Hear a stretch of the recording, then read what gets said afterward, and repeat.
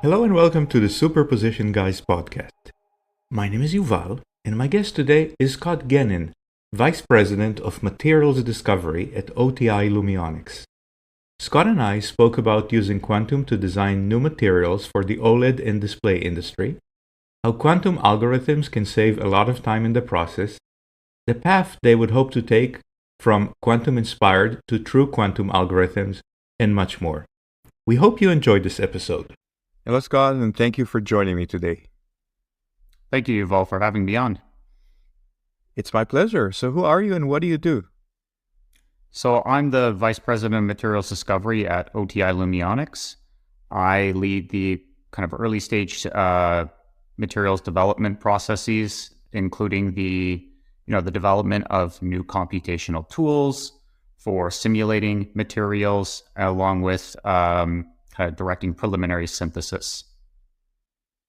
And I'm not terribly familiar with OTI. Could you tell me a little bit about the company, what you guys do, what type of customers you have, how long you've been in existence, anything you're willing to share? Yeah, so OTI was founded in 2011 by Michael Helander and Zabin, and they came out of the University of Toronto labs, particularly the materials science and engineering department.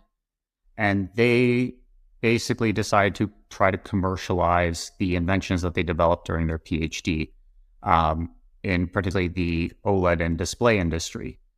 So OTI formed around that. We became a specialty chemical company that is focused in the display industry, where we develop new novel materials and engineering applications for OLEDs and displays. Where could I find your product? Our product is currently, it's undergoing mass production qualification. It's passed some significant milestones with respect to that, and it's currently in the hands of some OEMs. And at this point, it's really up to them whether they like the material, whether they like the final display and final phone. But, phones and laptops, they take a long time to develop, surprisingly. And so I can't divulge too much, but, they've got to take the chemical, they've got to make a display. They're currently, making phones, and then they got to drop them off some cliffs to see how they explode. How does quantum or quantum computing fit into all of this process? So you have to think about the early stages of chemical design to really understand where quantum computing fits in. So a lot of the times when we want to, we get a list of specifications from a customer, we have to try to ask the question, like, what chemical or what family of chemicals are we going to start synthesizing in order to reach these specifications? So you can go out and you can basically just try to synthesize a bunch of random combinations. But we do have, quantum chemistry as a field has evolved significantly where we can use quantum chemistry as a guide. And this has been done within pharma. It's done within the materials industry. But one of the conundrums that quantum chemistry and molecular dynamics simulations have as an issue is they're actually not that precise. And if you want, if you have, let's say 10,000 candidates you could synthesize, quantum chemistry is really only going to be able to tell you what are going to be the top 1,000 candidates. But you still have to end up going and synthesizing those 1,000 candidates. Now, a lot of people will shift and say, well, what about using machine learning?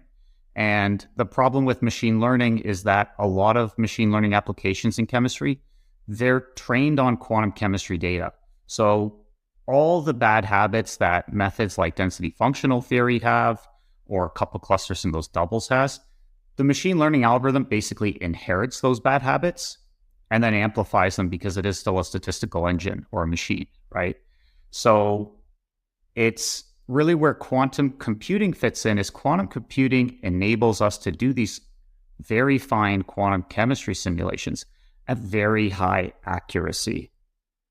And that means that we can take instead of having to synthesize 1,000 chemicals, we may only end up having to synthesize 100 chemicals. And that saves enormous amounts of time and money. And it allows you to get into the scale-up process, like scaling up your actual chemical faster. Because one of the things that I think is a bit underappreciated outside of the chemical industry is that really scale-up is where a lot of things go wrong, and B, can take a lot of time and money. So the faster you can get into that process, the more you can learn from it and feed it back into your computational models. So just to play back what I think you told me, I understand these are round numbers, but you say, hey, maybe we start with 10,000 candidates, and through quantum computing simulation at the quantum chemistry level, we can narrow them down to 100 to 1% of that, and that saves a ton of time and money in the evaluation and analysis process. Is that about right? Yep, that would be about right. Do you actually run it on a quantum computer, or is this what's typically called quantum inspired? Yeah, so we run pretty much all on quantum inspired algorithms. It's one of the things that we, through our journey of learning about quantum computers and trying to do quantum chemistry on a quantum computer, we've kind of gone through the process of just saying, well, the quantum computers of, in the NISQ era, the gate fidelities and the measurement fidelities are not sufficient at this point in time to really do anything considered serious on a quantum computer. So we decided basically to do a quantum inspired, algorithm and approach. And that, we've really focused on basically just trying to scale it up so that we can simulate many qubits. We've made a lot of compromises in terms of what our quantum inspired method can and cannot simulate. At this point, it's basic. It just effectively does quantum chemistry. It wouldn't really be able to simulate any other operation that a quantum computer could do. But this, it still runs on classical hardware. There's a couple advantages in that we don't have measurement error. That's one of the aspects that can be quite damaging to quantum chemistry methods on quantum computers. We can deploy it en masse on classical hardware, either in the cloud or on-prem. One day we would expect, though, a very good quantum computer would eventually surpass these quantum-inspired algorithms. But, our team works very hard at pushing the limits of these algorithms that we have developed. How large are these molecules? So most OLED molecules can really range between maybe 40 atoms up to 90 atoms. The main constituent is carbon. However, some of these molecules contain like heavy metals like platinum or iridium. And that's actually where you can throw in a lot of kind of complexity, a lot more complexity than if you just had 90 carbon atoms, right? It's like the thing I always say is that, in principle, you could say that I have a chain of, a very famous problem to simulate within the academic community is simulate a chain of hydrogens. So you could in principle say that, well, I can simulate a chain of 90 hydrogens, and that's an impressive feat. But it's not reflective upon reality because especially when you get into these complex interactions between the, a heavy metal and, conjugated carbon rings, it really, you really need what is called like kind of a universal, or what would be classified as like a general purpose quantum chemistry algorithm. Something like even DFT is classified as that because it has a lot of flexibility. It can handle a lot of different problems, given that you can pick a correct DFT functional. Whereas a lot of niche specialty quantum chemistry algorithms like, DMRG, DMDT, they're really focused at solving very tough specific problems like a chromium dimer, but they're not considered like a general purpose, overall well-rounded algorithm.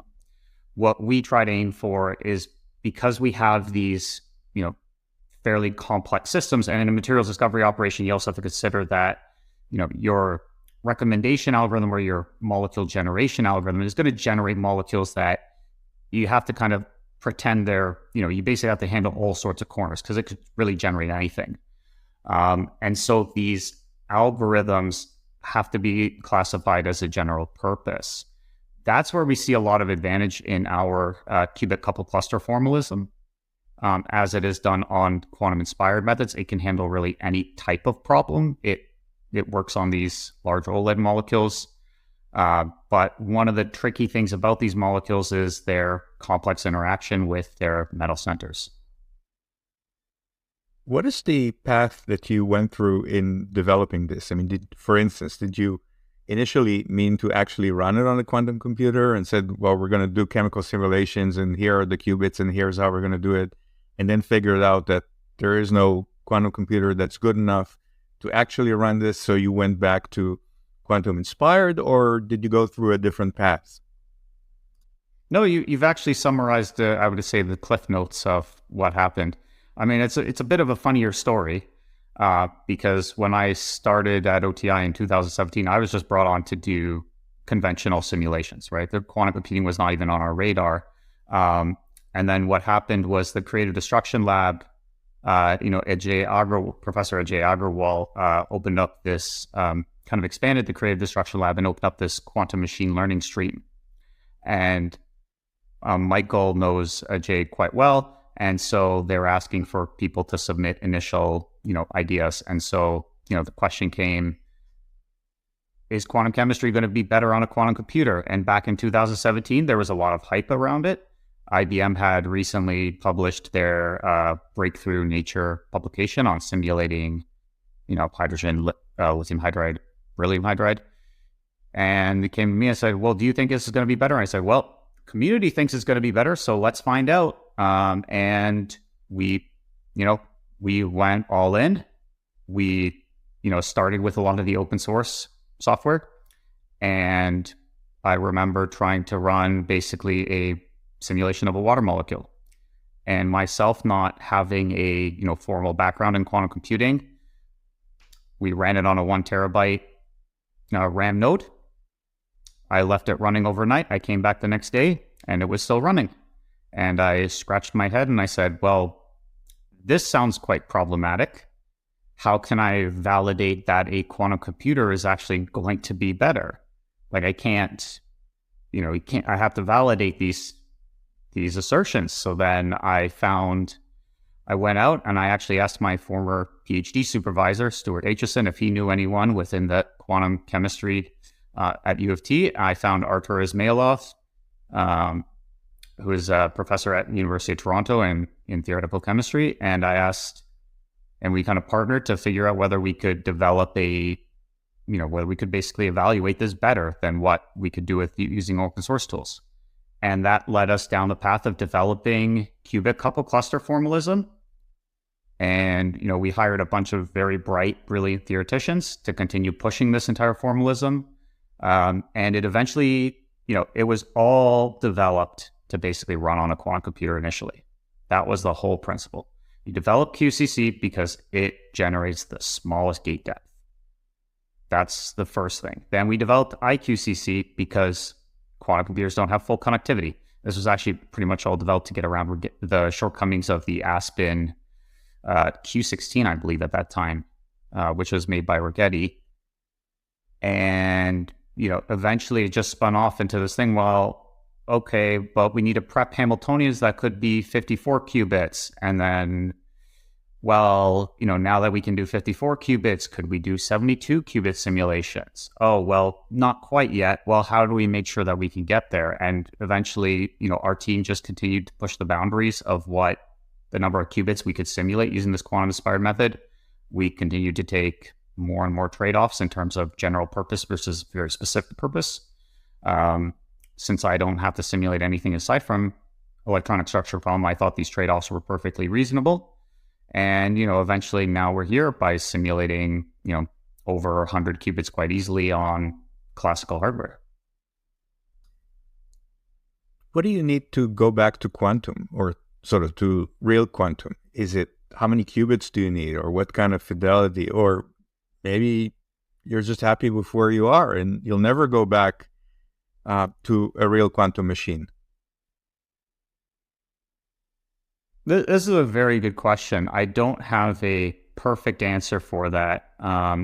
Technically, like QCC and IQCC, they still run on universal quantum computers. We still have the means to run on quantum simulators. It's still part of our, our full stack pipeline. So it's not that we've completely abandoned that. To get onto like where universal quantum computers have to get to is either, so one of the big problems is that you need we're talking about at least 300 logical qubits, not physical qubits, right? So these things must be effectively almost 100% error corrected, right? The only way a universal quantum computer is going to kind of beat what we can at least do on a classical computer is if you can basically run that entire gate sequence and, the entire gate sequence. So you're talking about like just millions of gate operations to actually get something meaningful. One of the conundrums is that, as the molecules get bigger, you need more and more complex basis sets. And that's a core principle in quantum chemistry is you need very good basis sets that have diffuse or polarization functions in order to actually model your molecule correctly, right? Like when I see simulations of chain, could have 12 hydrogens or 20 hydrogens for all I care at this point, and it's an STO3G basis, it's like, that's not a meaningful problem. If I see an organic molecule, like a benzene ring simulated in STO3G basis, it's an interesting computational problem, but it's not meaningful because that's not an accurate representation of the molecule, right? So from a quantum computing operating perspective, it's fine to do those things to demonstrate that a quantum computer works and that it has, that it could be meaningful, but it doesn't really move the needle in terms of from the applied computational chemistry side. So we really need to see, effectively near perfect fidelities, and we need to see at least 300 logical, fully interconnected qubits. That's where I see it, because it's, other proposals such as using I don't know how much your audience is skilled at quantum chemistry, but there are a lot of interesting tricks you can do by what is called constrained active space style calculations, where you could interconnect, your local region that you're really going to simulate via a bath, what is called a bath, to the rest of the molecule. But those methods are not as reliable for for either transition state, for basically reaction chemistry, or for what OTI is really interested in, which is optics, like the color of a phosphorescent material. So, my opinion is that if you can just get 300 qubits, which, manufacturers are building quantum computers that have close to this, that have this size, we can put through easily over 300 qubits on a chip. It's just now we just need to really improve the fidelity. But the fidelity needs to be perfect because these gate sequences are not short. They are incredibly long. They are quite cumbersome. And, that's what we wait for. But in the meantime, we're very happy with the progress that we've made. We're going to continue to improve our quantum-inspired algorithms. And I'm sure we're going to continue to disclose more and more interesting results. How specific are these algorithms for OLEDs and other display technologies? Is there an opportunity to go and sell this to pharma companies that certainly, or other chemical companies that need sophisticated simulations? Yeah, so the quantum-inspired method that we've developed basically just solves the electronic structure problem. And the electronic structure problem underpins many different, effectively underpins almost the entire field of materials discovery. When you're doing molecular dynamics simulations, especially in pharma. The molecular dynamics simulations and docking really form the core of pharma simulations. You often need electronic structure calculations to initially determine what is going to be your force field. And one of the biggest complaints is once you start getting into some esoteric or some, fairly complicated proteins that may have metal center, standard force fields, just generating your force fields using a minimal basis set is not enough anymore. When you're talking about transition state calculations, for like ruthenium catalysts for carbon capture, you need highly accurate, reliable simulation tools. And that's something which the current tool set, like a density functional theory, is just not really equipped to do. It's not that DFT is a bad method. DFT is a perfectly fine method. It's that it's not consistent or reliable enough. Basically, oftentimes what people don't like to admit about density functional theory is often, in academic circles, you'll basically actually synthesize and measure a lot of molecules and their properties. Then you'll develop a new DFT functional that will match that family of compounds. And it kind of works, but it would be much better to just have a method that treated all kind of molecules kind of consistently than having to constantly switch between DFT functionals. It's known that within catalytic reactions, to optimize the geometry correctly, you have to switch between different DFT functionals. That's a pain for an automated discovery platform. That's an incredibly difficult ask. You talk about the difficulties in gate-based machines and fidelities and the length of the circuit. I think that other companies in the quantum chemistry field sometimes use annealers, sometimes they're trying to use analog quantum computers. Have you considered other types of quantum computers except digital gate-based computers? We did consider the annealer. The annealer was very good because one of the issues we were experiencing very early on was calculating the expectation value.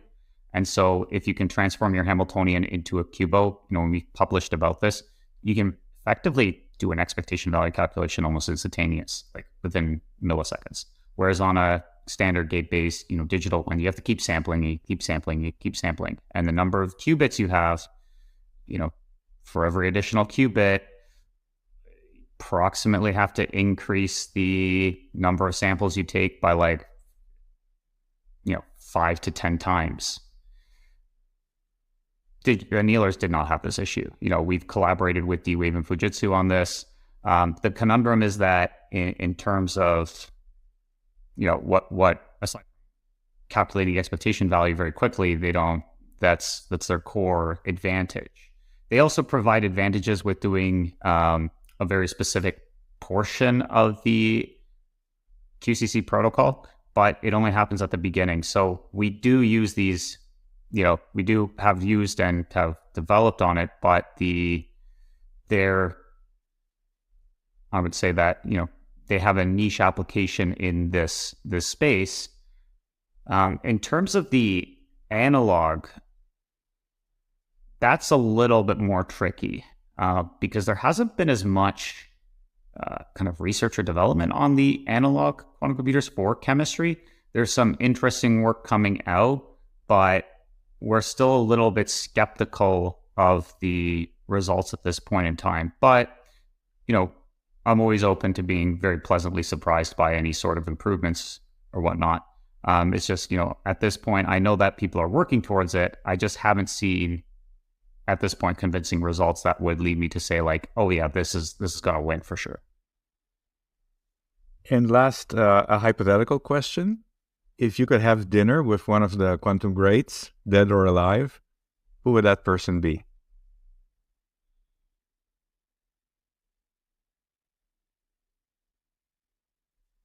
Oh, that's a very, very good question. I would have to think that I would think it would have to be the Dr. Bravi or Dr. Katayev, because really their preliminary research actually was kind of one of the core, founding and cornerstones of what we've developed. And I would say that, a lot of our methodologies and methods have really spun out from the, very, their incredible generosity to the field, right? I think they really stand out as great titans of, just the conceptual and theoretical quantum space. And their, willingness to really share and disclose everything is something fantastic, I think. Scott, thank you so much for joining me today. Thank you so much, Yuval.